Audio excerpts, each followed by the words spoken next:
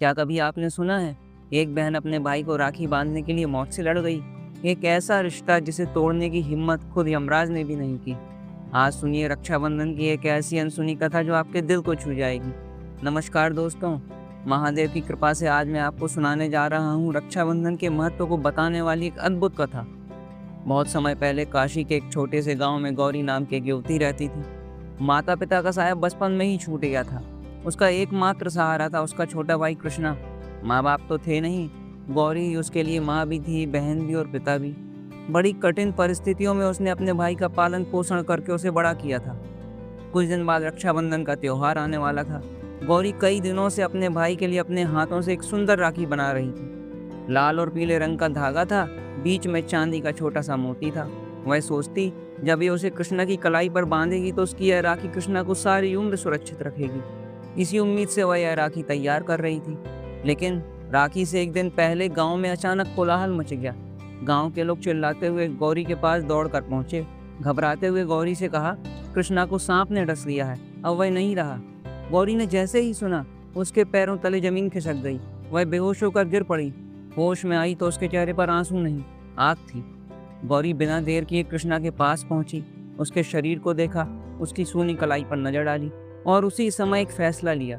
जब तक मेरी सांसें चल रही हैं, मेरी राखी अधूरी नहीं रहेगी। ऐसा लग रहा था जैसे उसकी यह दृढ़ प्रतिज्ञा पूरे ब्रह्मांड में गूंज रही हो।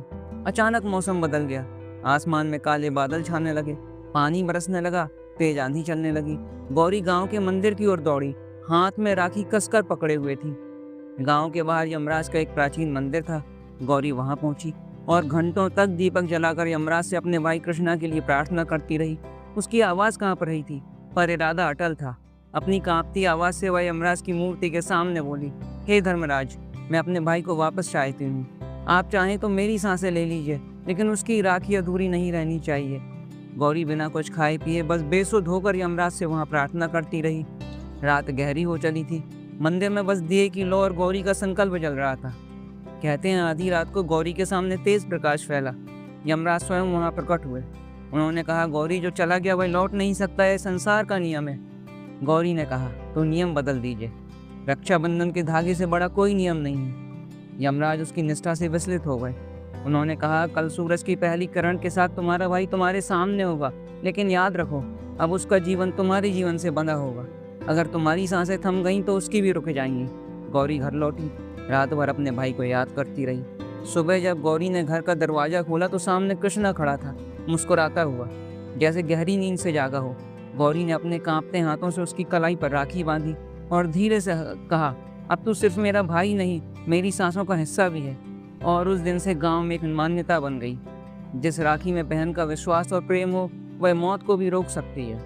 तो रक्षाबंधन सिर्फ एक त्योहार नहीं, ये वो धागा है जो भगवान के बनाए सारे नियम तोड़ सकता है, अगर उसमें बहन का सच्चा प्रेम बंधा हो।